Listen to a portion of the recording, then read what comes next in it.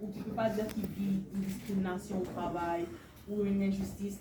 Et il vous voit, admettons, je m'adresse personnellement à toi, mais on va dire que tu n'as pas ta tenue de policier, parce qu'on s'entend que c'est pas que tu fais peur, mais je pense pas que la personne va se diriger vers toi pour se confier avec la tenue. Ben, ça dépend. Alors, qu'est-ce que tu dirais à ce jeune qui a besoin d'aide ou qui voudrait se sentir inclus dans la société, mais qui ne sait pas comment faire? Mais moi, je dirais qu'honnêtement, c'est sûr que je fais pas peur. Hein? Le bon Dieu m'a fait. Moi, je suis 5 pieds 4. Là, je fais pas peur à personne. C'est pas ça du tout.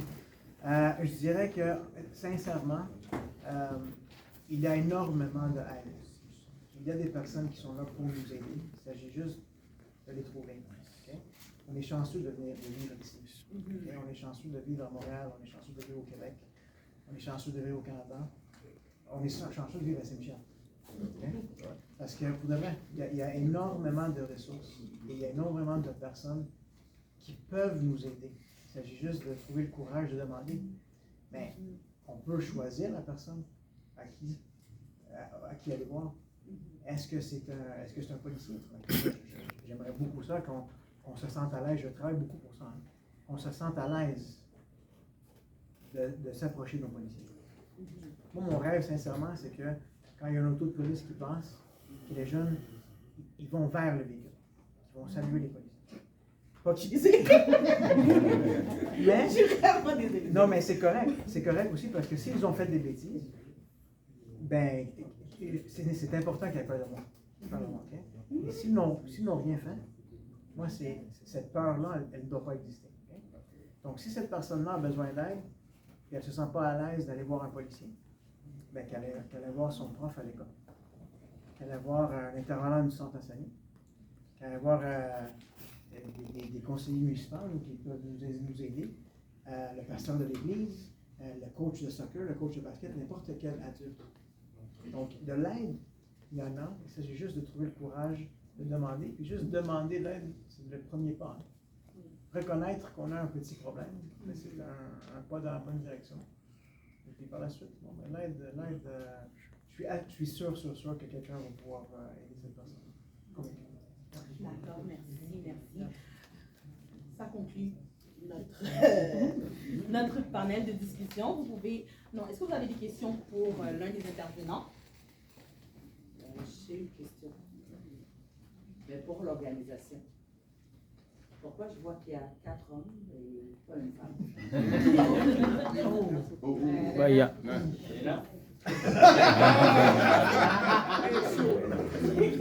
La maître de cérémonie, c'était quand? C'est ça. C'est moi question. Ma réponse. Ah, ok, la question c'est pour moi. Pour l'organisation. Pourquoi 4 hommes et je vois qu'il y a une chaise, c'est sûr que c'est pas pour une femme. Bon, pour la planification, bon, malheureusement, notre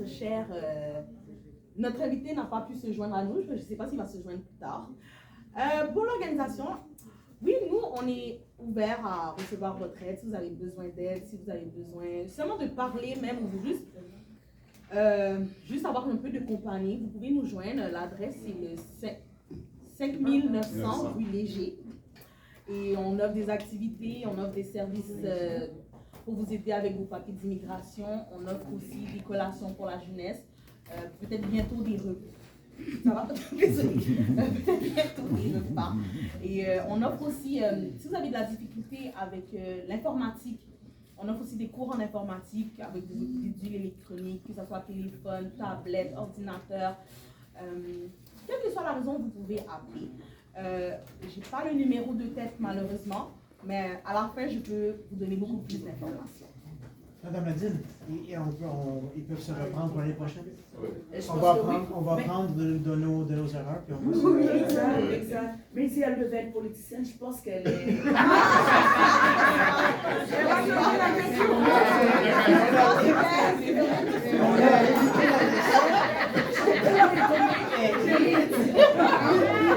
Moi, j'ai pris des notes. La période de porte-à-porte commence. Un peu de mayonnaise. Alors. Excusez-moi, nous avons une question. c'est pas une question. Alors, Commentaire. un commentaire. Alors, et quand il s'agit de la paix, je pense que la Bible regorge de principes et d'exemples. Exemple, Jésus-Christ, l'auteur même exclusif de la Bible, qu'est-ce qu'il a dit? Aimez-vous les uns les autres comme je vous aimais. Aime ton prochain comme toi-même.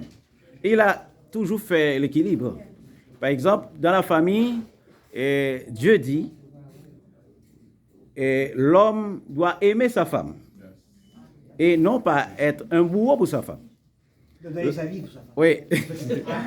La femme doit se soumettre à son mari. L'enfant, oui. L'enfant doit obéir à ses parents et pour qu'il y ait une longévité sur la terre. Et enfin, Dieu dit, Père, n'irritez pas vos enfants. C'est-à-dire, ne prenez pas l'argent de la famille pour gaspiller ça aux femmes de dehors.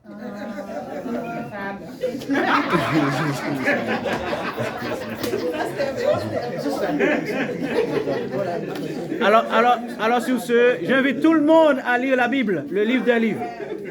Ah, oui. On peut applaudir pour... Ah, désolé. Oui. Attends, je vais mettre le bout. D'accord. Alors, jeune homme, derrière, est-ce que vous pouvez vous lever parce que je ne vous ai pas vu? Vous présenter également. Bonjour. Bonjour, Ben.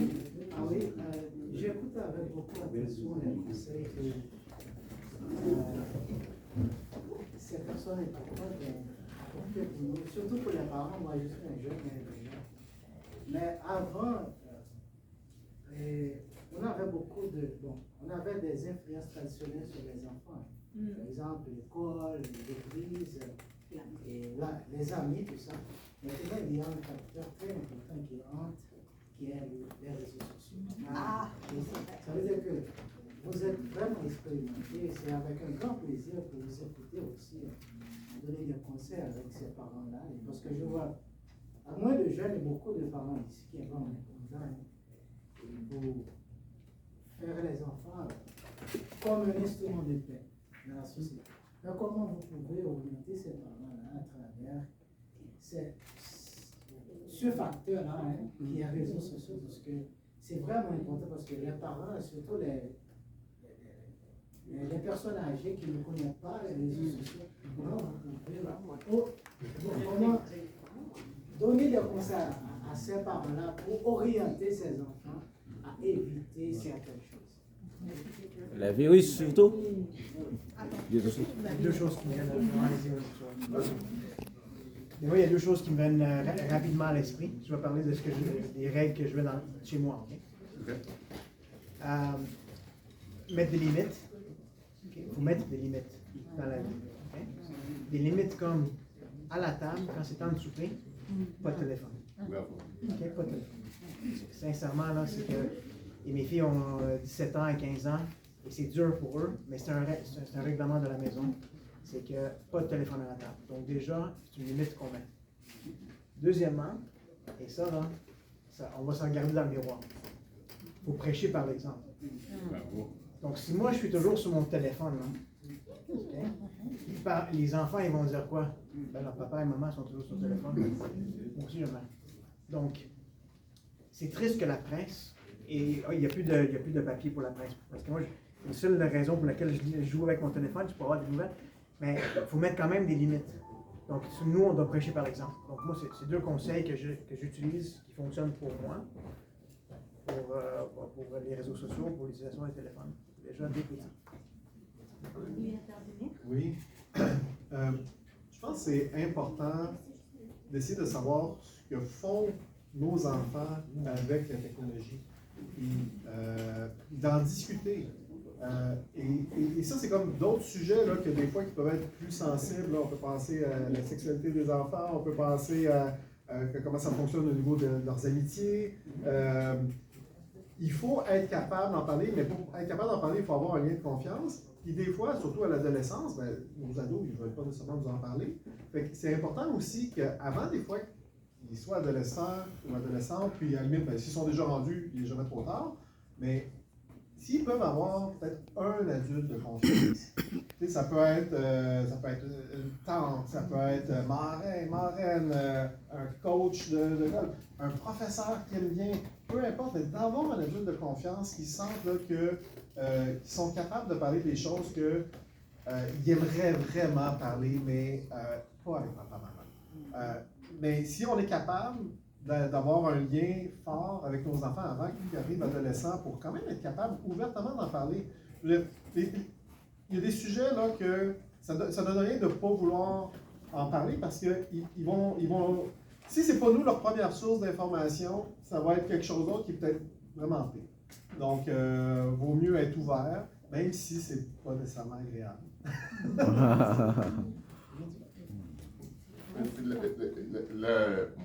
Moi, ce que je regarde, quand je rentre chez mon ami, elle me dit, ah, ton cellulaire, là, tu mets de côté.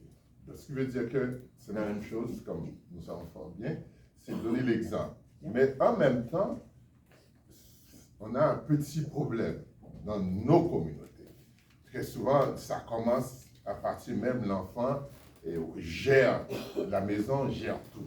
À un moment donné, si à 5 ans, 2 ans, l'enfant contrôle, donc n'attendez pas à 15 ans, vous allez, ah oui, mais là, il est trop tard. C'est prendre la place.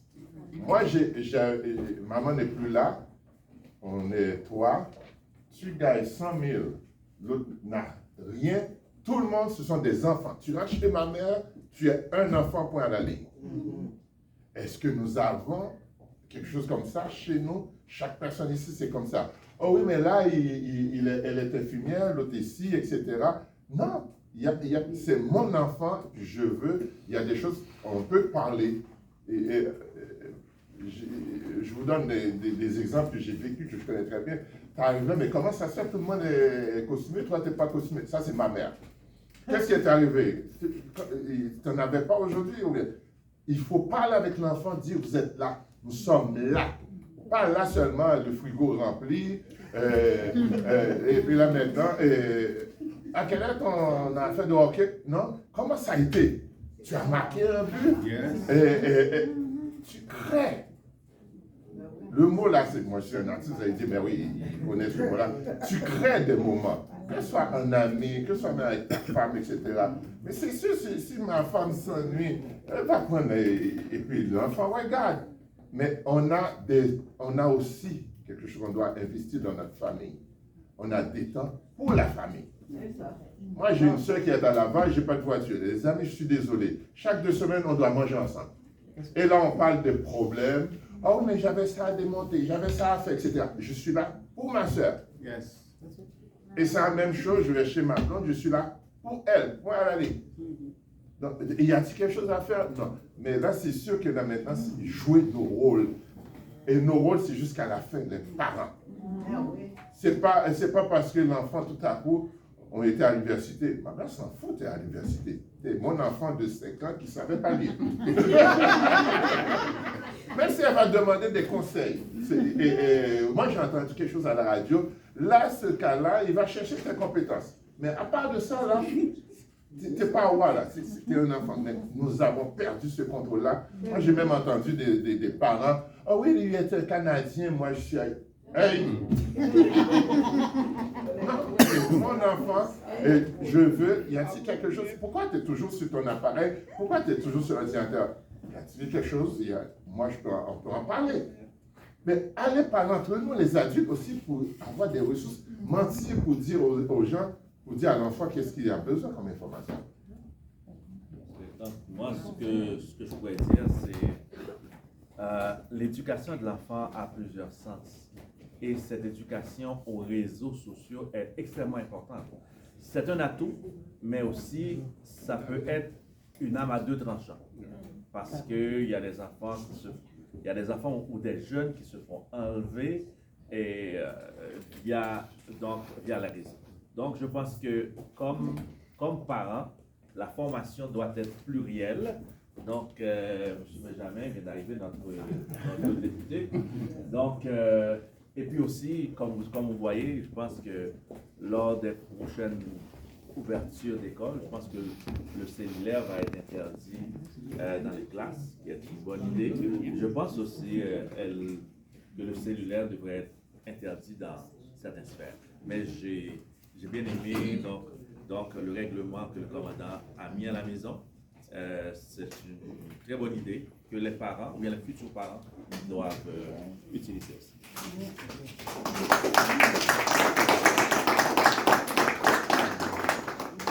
Alors, bonjour, monsieur le député France Benjamin. Mon nom c'est Anastasia, je suis l'hôte de cet événement. Alors, pour vous mettre au topo, on parle de... le thème de notre panel est Cultivons la paix et célébrons nos différences. On a posé plusieurs questions, ils ont eu des échanges. Mais j'ai une question pour vous, inquiétez-vous pas. La première question, c'est qu'est-ce que la paix signifie pour vous dans votre quotidien? La paix dans mon quotidien, c'est très tard le soir, autour de 23h, 23h30, quand je prends un livre. J'ouvre un livre, n'importe lequel, où je me retrouve avec moi-même. La paix aussi parfois, donc c'est l'idée d'être autour de la table avec la famille et à l'abri de tous les désarrois de la vie.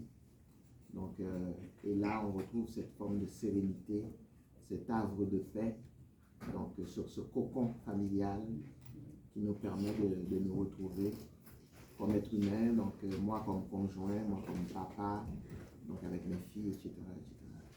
Donc, pour moi, en fait, c'est ça pour moi la paix.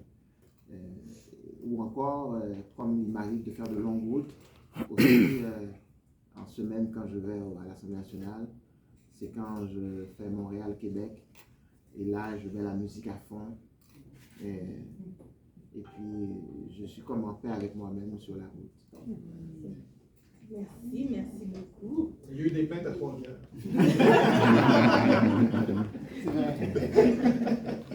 Merci. Et la dernière question que je vais vous poser, c'est quelle action simple chacun de nous peut-il porter pour cultiver le climat de paix dans sa communauté?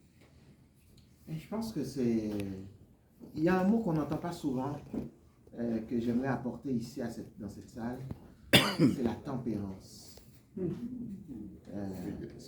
La tempérance, c'est l'art de, face à beaucoup de choses qui peuvent nous mettre en colère, qui peuvent nous révolter, de prendre 2 pas de recul.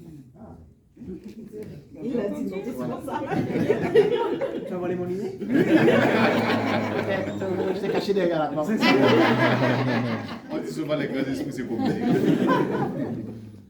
2 pas de recul et de dire, peut-être si c'était moi, et c'était ma fille, et c'était mon frère, de calmer le jeu, de se dire qu'il y a toujours une autre façon de voir les choses. Et pour moi, la tempérance, c'est le mot. Ouais.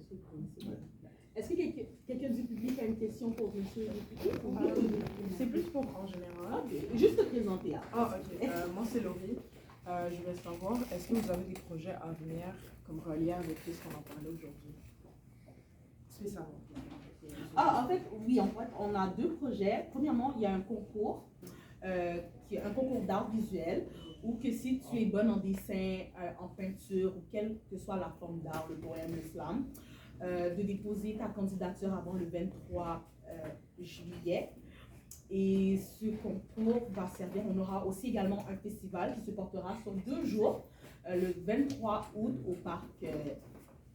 Est-ce que quelqu'un peut m'aider? François Perrault. Non, merci. Le 23 août au parc François Perrault et le 30 août au parc Aimé Léonard, où que les arts seront exposés. Puis c'est le public qui va voter. Puis vous aurez aussi la chance de gagner un prix en art. Et est-ce que vous avez des projets? Est-ce que vous avez des projets? Ben, en fait, moi, il y a un projet qui fonctionne au PDQ 30, ça s'appelle le projet Fusion. Parce que d'entrée de jeu, j'ai dit que quand on travaille pour la compréhension mutuelle, déjà c'est un pas dans la bonne direction. Les réalités vécues de chaque personne. Donc ce projet au post-30, ça s'appelle projet Fusion. Donc, je demande à que chacun de mes policiers passe 2 jours dans un organisme de leur choix dans la communauté. Okay? Pas sur la réponse aux appels, pas en donnant des tickets. C'est vraiment en allant dans un organisme communautaire pour passer 2 jours pour essayer de comprendre, mais qu'est-ce qui se passe? Qu'est-ce que cet organisme-là peut apporter à la communauté? Donc, pour moi, pour le PDQ, déjà, on enlève les policiers de leur quotidien de répression, de réponse aux appels pour aller passer 2 jours avec la communauté, dans des fêtes, Vous savez, la semaine passée, on a fêté même ici le barbecue du directeur au centre La Saline. Mais il y avait plusieurs de nos policiers qui étaient ici, en service, qui ont dit « Ah, mais tu les payes pour venir manger et tu les payes pour venir s'amuser et venir passer la journée? » Mais oui, parce que on doit comprendre, pas il, mais on doit comprendre que la communauté Saint-Michel, c'est aussi ça. C'est pas juste des interventions contre la criminalité. C'est aussi vivre ensemble, c'est aussi vivre en paix, c'est aussi partager un repas, c'est aussi de partager un moment avec d'autres personnes en tant qu'être humain. Donc, moi, c'est un des projets que j'ai au poste pour essayer de travailler vers cette paix collective. Merci,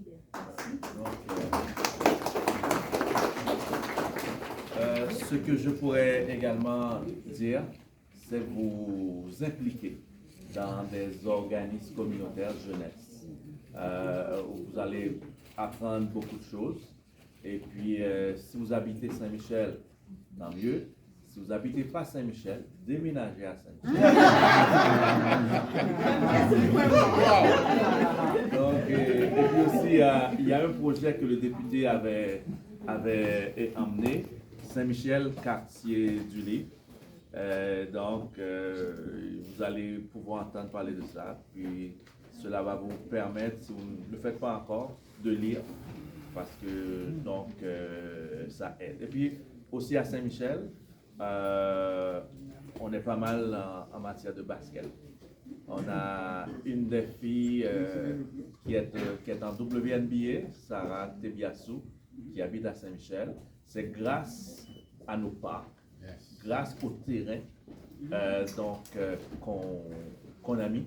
Donc je pense que si on regarde ce que l'arrondissement fait, on fait beaucoup de choses. Il y a beaucoup de choses pour nos jeunes, que ce soit dans nos parcs, nos organismes communautaires. Et puis, ça va vous permettre de vous développer en vous impliquant dans des organismes communautaires comme Regroupement Jeunesse en Action et de participer aux 2 festivals au mois d'août à François Perrault ou bien à Aimé Léon. Est-ce que vous avez quelque chose à dire? En termes de projets? Ah ben écoutez, on a pas mal de projets.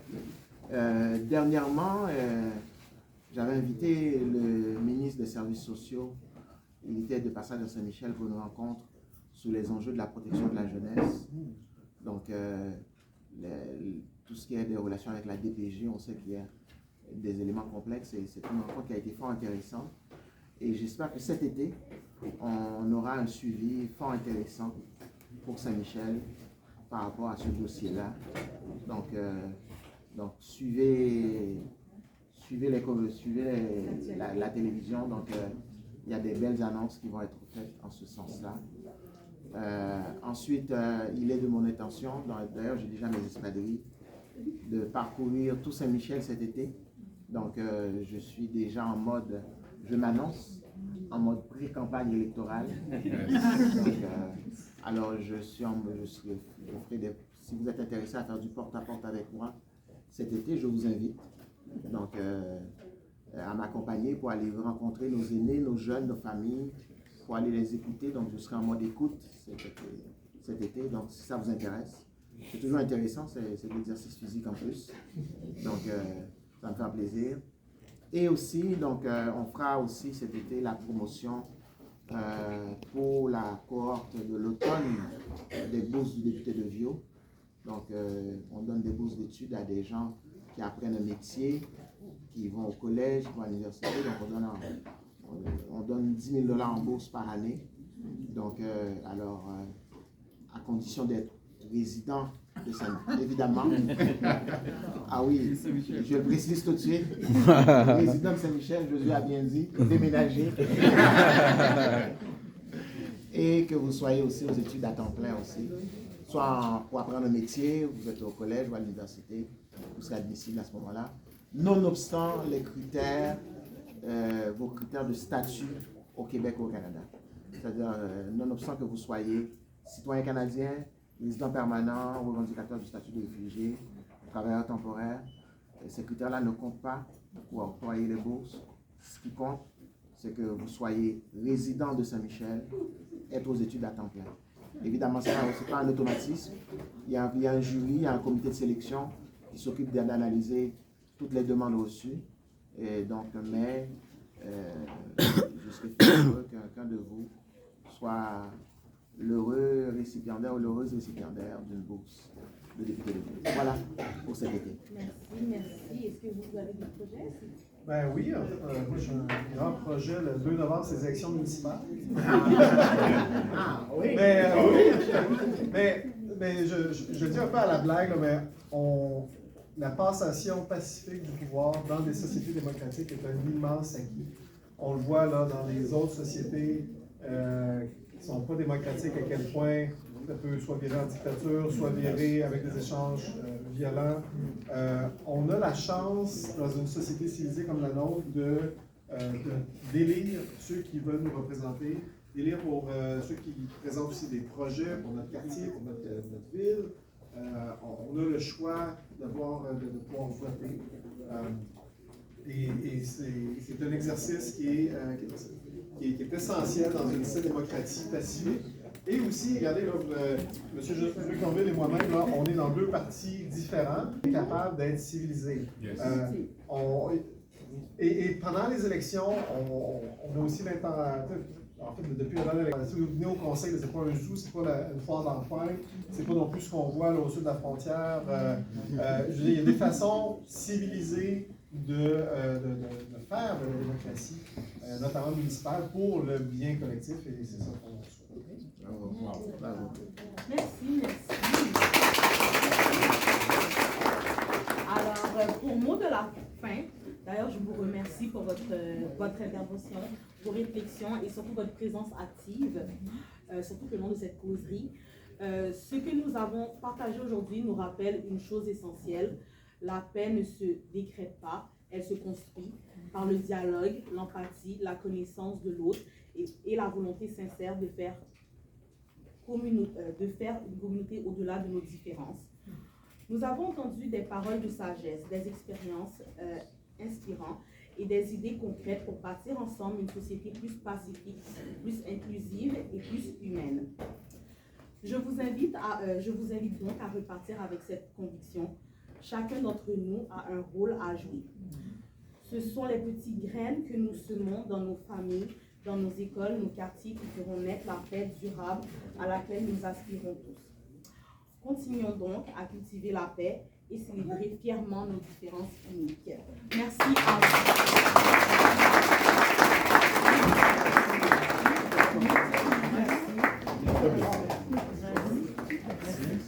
Alors la prochaine voix que vous allez entendre est le président de l'organisme Jeunesse en Action, Esdras Météi.